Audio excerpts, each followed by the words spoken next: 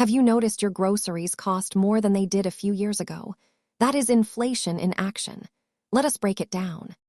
Inflation is simply the rate at which the general level of prices for goods and services rises over time. The Federal Reserve generally aims for an inflation rate of 2% annually to keep the economy growing at a healthy, steady pace. Inflation usually happens when demand for products outpaces supply, or when the cost of producing those items increases significantly. Think of inflation as the thief of purchasing power. As prices climb, each dollar you hold buys slightly less than it did before.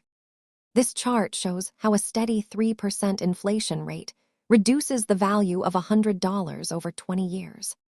Because it quietly reduces the value of your savings, many economists describe inflation as a hidden tax on cash holdings. Understanding inflation helps you make better long-term financial decisions. Thanks for watching, and remember, this is educational content, not financial advice.